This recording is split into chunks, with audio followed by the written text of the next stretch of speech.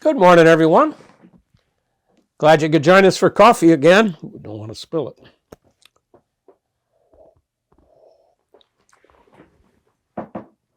Hope you had a nice week and a nice weekend. It was kind of a special weekend.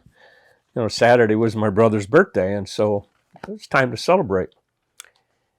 And once again, I always, when we begin our time together, I ask you to remember our Vincentians in Perryville, Missouri, especially those in need of healing. And I'd also like you to remember friends of the mission who are looking for healing. And so please, I'd like you to remember Allison and Jennifer and Karen, Loretta, Louise, Sharon, Pat.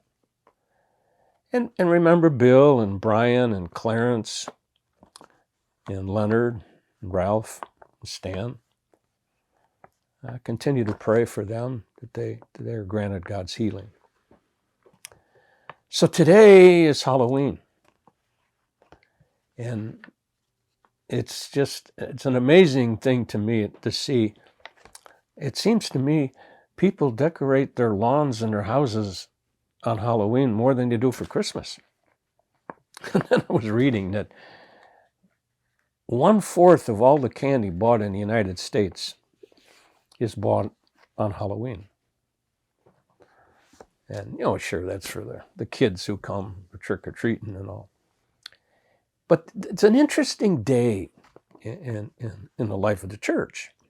I mean, the actual word Halloween, it's really Halloween because it's the eve of All Hallows, the eve of holy people.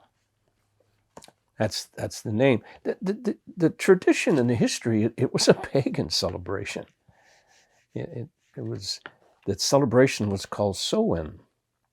And it was a Celtic tradition that a couple things happened. They looked on November 1st as the end of summer and the beginning of a new year. And so people would gather and they would tell their stories. And when you begin a new year, they're thinking about the old year. And they would light bonfires. And, the tradition of carving a pumpkin. They took gourds or a pumpkin and they put a candle in it so that they could light it as a lantern to take to the celebration, to the bonfire. It also has as a tradition, as the more they gathered around the fires, they were gathering to scare away the ghosts. Because if this was the end of the year, it reminded them about dying and death. And so tradition arose about wearing costumes to scare off the ghosts. The costumes probably were just dressed up as animals. That's the best they could do, take a hide or whatever. And so that's the tradition of it. The church in the 17th century, and I believe it was Pope Boniface, he knew about the tradition and wanted to celebrate all the saints in the church. And he dedicated the Pantheon, which is a building in Rome. He dedicated to all the saints who have been named saint. And it was not in 100 years later, because Boniface did that on May 13th. And about 100 years later, I believe it was Pope Gregory, and you could check me on that.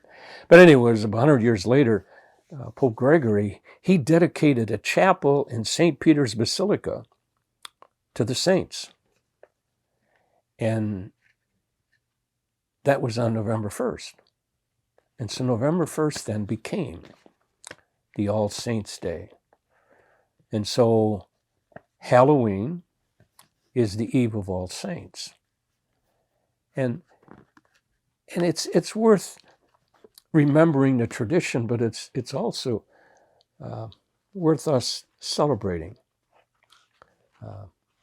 because Eves are always a celebration. Christmas Eve and New Year's Eve, it's a celebration of the next day. And I think we should celebrate more the beauty of the saints in the church. That they have not only inspired people, but they have changed people's behavior. You take people like Mother Teresa or St. Vincent. They change people's thinking about serving the poor and how the poor need to be served. Or you take somebody like St. Francis, who has influenced people on the care of animals, the care of pets.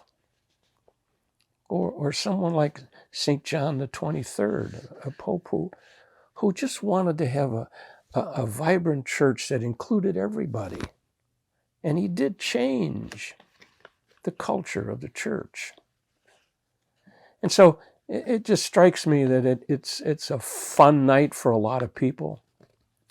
And the trick-or-treating and going and getting candy, it really was funny because the actual tradition, kids went out on November 2nd and they were looking for soul biscuits to honor the dead.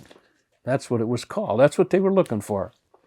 Biscuits that remember the souls who had died.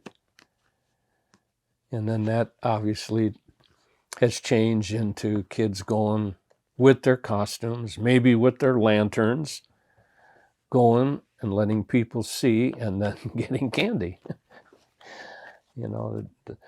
I've never understood, the trick had to be the scaring, because that's the tradition in the history of Halloween, where, they gathered around the fire and they were trying to scare off the ghosts.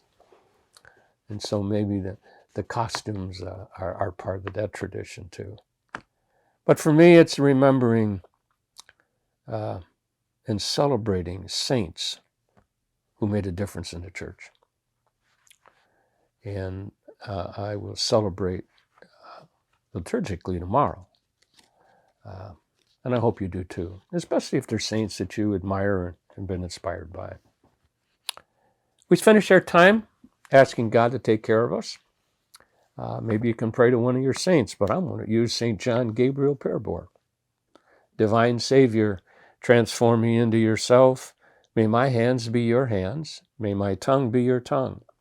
Grant that every faculty of my body may serve only to glorify you. Above all, transform my soul and all its powers. Then my memory, my will, and my affections may be the memory, the will, and the affections of you. I pray you to destroy in me all that is not of you. Grant that I may live but in you and by you and for you, and that I may truly say with St. Paul, I live now, not I, but Christ lives in me. God bless. Thanks for watching, and hope to see you again next week. Don't forget to check us out on Wednesdays, where we have a written reflection on our website. It's always good to check our website out. You never know what you might find. God bless. Take care.